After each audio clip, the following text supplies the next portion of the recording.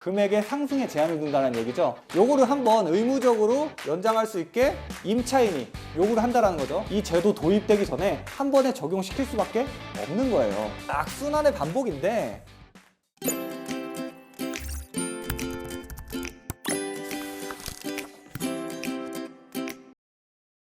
안녕하십니까. 전월세 시장이 불안한 와중에 정부에서 강력한 카드를 꺼내 들었습니다.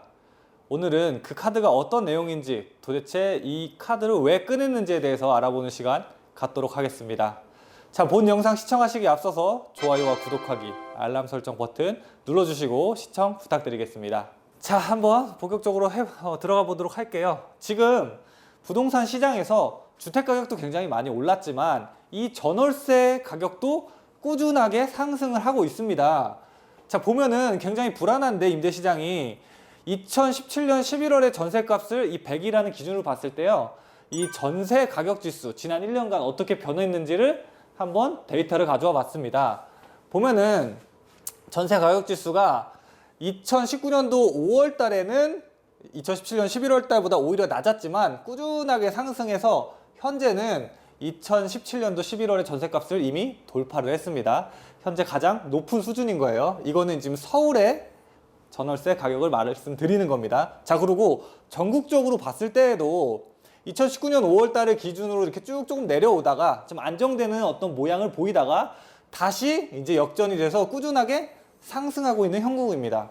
한마디로 뭐 서울도 서울이지만 전국적으로도 어쨌든 전세 가격이 꾸준하게 상승하고 있는 중이라는 것을 지금 데이터로 보여주고 있는 거예요.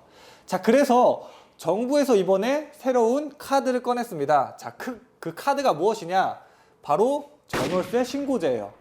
전월세 신고제. 자, 전월세 신고제라는 게 뭐냐면, 자, 우리가 왜 부동산을 매입을 했을 때, 구입을 하거나 팔 때는 실거래가 신고라고 해서 신고를 하죠. 그건 의무화가 돼 있어요. 법적으로 아예 그냥 의무라고 이렇게 정해져 있습니다. 자, 근데 반면에 전세라든지 월세, 우리가 이제 내가 보유하고 있는 주택을, 그러니까 임대를 줬을 때 그거를 신고해야 되는 어떤 의무가 있나요? 임대인이? 없죠. 그렇다 보니까 이게 정확하게 신고를 안 하다 보니까는 정확한 어떤 통계치가 없는 거예요. 그렇다 보니까 여러 가지 문제들이 야기 됐었습니다. 그래서 이제 이번에 정부에서 이 전월세 임대를 놓는 것들에 대해서도 우리 실거래가 신고하는 것처럼 의무적으로 신고를 하게 신고제를 도입하겠다라는 내용입니다. 보면 매매 거래에 대해서는 의무적으로 이제 실거래가 신고가 들어가고 있는데, 임대차 거래에 대해서는 따로 이 신고에 대한 의무가 없기 때문에 전체 임대차 계약 중에요, 약 25% 정도만 전입 신고라든지 아니면은 뭐 세입자가 연말정산 같은 거 받았을 때 신고하는 것들, 이런 내용 등을 통해서 정부의 통계치로 잡히고 나머지 75%는 안 잡힌다는 거예요. 그래서 현황 파악이 제대로 안 되고 있다라는 내용입니다. 자, 그렇다 보니까 이번에 이 임대차 시장을 투명하게 관리하기 위해서 이 전월세 놓는 임대차에 대해서도 신고 의무화를 추진하겠다라는 내용입니다. 이게 세금 부분에서 굉장히 최근에 임대소득세라든지 이런 것들 때문에 이슈가 많이 되고 있는데, 이거를 일종의 어떤 좀 신고를 누락하는 거, 사실 의무가 없었기 때문에 누락이라는 표현을 쓰긴 좀 그렇지만 어쨌든 신고를 안 하면서 내가 월세 수입이 있지만 소득을 거두고 있지만 그거에 대해서 합당한 세금 부과가 안 됐던 실정이란 말이죠. 이런 거를 정부에서 합법화하면서 세금을 본격적으로 거둬 드리겠다는 내용이에요. 자, 그런데 이 전월세 신고제를 하는 의도가 있습니다. 정부의 의도. 큰 그림들이 있어요. 자, 일단 첫 번째는 세입자의 권리를 보호하겠다라는 명분입니다. 자, 이거는 가장 큰 명분이기는 한데요. 자, 보면은 우리가 임대보증금, 전세를 들어갈 때 임대보증금을 넣고 들어가죠. 그랬을 때 전입 신고를 안 하게 된다라고 한다면, 자, 이 세입자 입장에서는 이 임대보증금이 보장받을 길이 막막하죠. 불안하잖아요. 최근에는 일부 지역들 같은 경우에는 공급이 많이 들어가는 지역들 같은 경우에는 이 역전세의 어떤 부작용도 굉장히 심하게 발생을 하고 있어요. 그렇다 보니까 이 세입자들이 굉장히 불안해한단 말이죠. 그래서 이 전월세 신고제를 통해서 이 세입자들의 권리를 일단 보호하겠다. 라는 게 가장 큰 제도의 도입 취지라고 설명을 합니다. 근데 사실 정부의 생각은 다른 데에 더 있는 것 같아요. 자, 그게 뭐냐면 임대차 시장의 투명성을 확보함으로써 세금을 확보하겠다라는 생각입니다. 자, 최근에 현 정부가 복지에 관련돼서 굉장히 많은 예산들을 이제 책정을 하고 또 소비를 하고 있죠. 자, 그런데 복지를 하려면 돈이 아무래도 많이 필요할 거 아니에요. 그렇다 보니까 좀 그동안에 사실상 크게 신경을 안 썼던 이러한 세세한 부분들을 좀 투명화함으로써 세수를 좀 확보하겠다는 내용이에요. 자, 보면은 우리가 전월세 같은 거, 특히나 월세 같은 것들, 이 오피스텔 같은 것들, 오피스텔에 월세로 들어갈 때 임대인이 이런 조건들 내거는 경우 있었어요. 이거 전입신고 안 하는 조건으로 보증금 얼마에 월세 얼마. 만약에 전입신고 하게 되면은 임대 못 놔. 이런 식으로 얘기 많이 들어봤을 거예요. 딱 그러고 왜 대학가 같은 데에서 특히나 많이 좀 왕왕 발생을 하는데 이제 집 하나 놓고서 그 집을 원룸으로 쪼개가지고 대학생들한테 임대를 주는 거죠. 월세를. 그러면 집주인이 그거 신고하나요? 신고 안 해요. 그 대학생들은 어차피 학기 중에만 거주를 하는 거기 때문에 거기에 전입신고하고 사나요? 전입신고 보통 안 하죠. 이런 부분들 때문에 이렇게 월세를 받는, 임대인이 월세를 받는 그게 다 이제 세금으로 어떻게 보면 신고가 됐었어야 하는 부분인데 사실상 신고를 안 했단 말이에요. 임대인들이 세금을 안 내기 위해서. 근데 이런 부분들을 다 이제 투명화하겠다라는 얘기죠. 전월세 신고제를 통해서.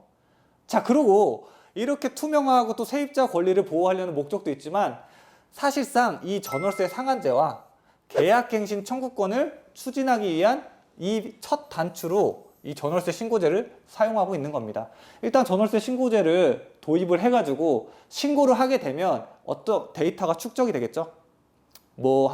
어느 지역은 임대료 수준이 어느 정도더라. 또 어느 지역은 어느 정도더라. 그러면은 이런 지역들은 앞으로 임대료 상승률을 어느 정도까지 가져가면 합리적이겠다. 이런 데이터들을 축적을 해가지고 궁극적으로 전월세 상한제라든지 아니면은 계약갱신 청구권을 통해서 임대시장의 어떤 안정성을 높이려고 하는 정부의 큰 그림이 사실 이 전월세 상한제예요.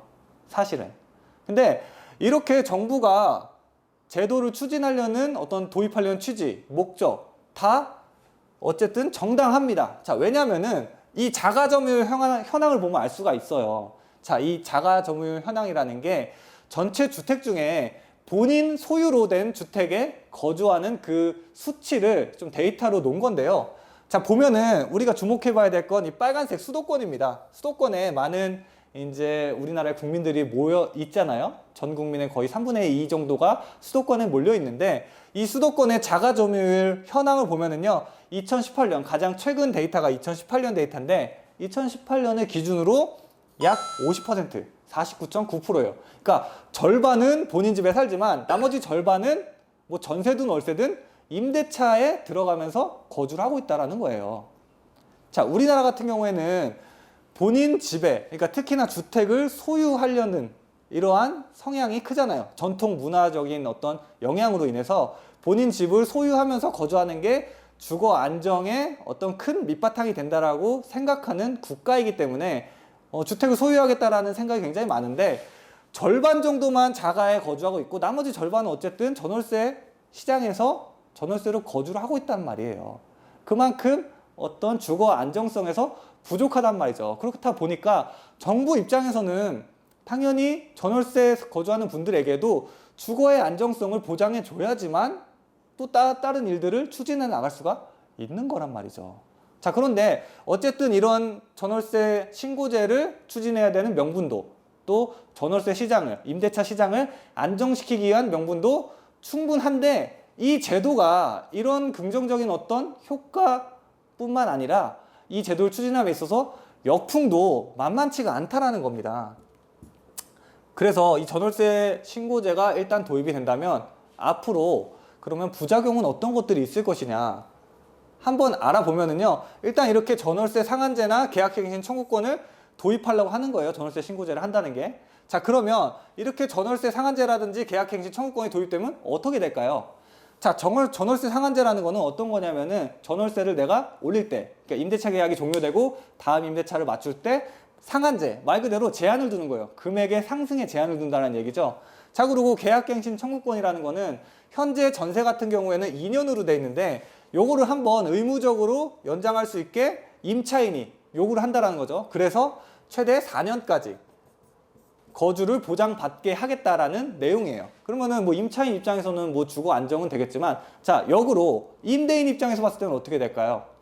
원래는 2년에 한 번씩 임대를 맞추고 혹은 이런 뭐 어떤 전월세 상한제라는 게 없었다면 뭐 물가가 좀 변동되는 대로, 주변의 시세가 변동되는 대로 얼마든지 가격을 올릴 수가 있었어요. 제한 없이.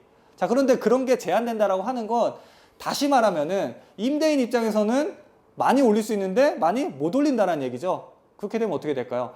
이 제도 도입되기 전에 한 번에 내가 원래 올려받아야 될 상승분을 한 번에 적용시킬 수밖에 없는 거예요. 아니, 한번 역으로 생각해 보세요. 본인들이 집주인들이라면 굳이 내가 손해를 봐가면서까지 임차인들의 어떤 주거 안정에 도움을 주고 싶겠냐고요. 아, 당장 내가 손해보면 안 되는 거잖아요. 그렇기 때문에 당연히 임대료 상승으로 올 수밖에 없어요. 이건 당연한 겁니다. 임대가 상승의 부작용이 당연히 우려될 수밖에 없어요. 자, 그렇다라고 한다면 임대가가 꾸준히 상승하면 어떤 또 부작용을 야기할 수 있습니까? 이게 연결이 되는 건데 결국은 또 집값에 영향을 줄 수밖에 없단 말이죠. 집값을 상승시킬 수밖에 없어요. 임대료가 올라간다면 집값을 자극할 수밖에 없어요. 그래서 이게 악순환의 반복인데 지금 뭐 하나 잡으려고 하면 다른 쪽에서 또 문제가 생기고 또 그거 잡으려고 하면 또 다른 쪽에서 문제가 생기고 이렇게 악순환이 반복되고 있는 거예요. 결국 궁극적으로 집값을 잡기 위해서 정부에서 모든 정책을 쏟아내고 있는데 다시 한번 돌아오는 거는 이 집값 상승의 부작용이라는 거죠. 자, 그래서 오늘은 이 전월세 상한제 도입하려는, 전월세 상한제 아니죠. 죄송합니다. 전월세 신고제 도입하려는 이 정부의 어떤 취지, 그리고 이 전월세 신고제가 도입되면은 앞으로 우리가 좀 예측해 볼 수 있는 어떤 부작용까지도 한번 알아보는 시간 가져봤습니다. 참 한편으로는 답답합니다. 정부가 어떤 일을 하려는지, 어떤 취지로 그 일을 하려는지는 그 취지에 대해서는 공감을 하는데 결국은 근본적인 해결책을 제시하지 못한 채 악순환만 반복되고 있는 형국이기 때문에 너무나 안타까워요. 뭐 개인적으로 조금 뭐 근본적인 해결책을 제시를 해서 이 상황이 해결이 됐으면 좋겠지만 참 어떻게 될지 앞으로 좀 미래를 예측하기가 힘든 부동산 시장인 것 같습니다. 자, 오늘 준비한 영상은 여기까지입니다. 오늘 준비한 영상이 좋으셨다면 좋아요와 구독하기, 또 알람 설정 버튼 눌러주시기 바랍니다. 자, 저는 그러면 다음에 더 좋은 영상으로 찾아뵙도록 하겠습니다. 감사합니다.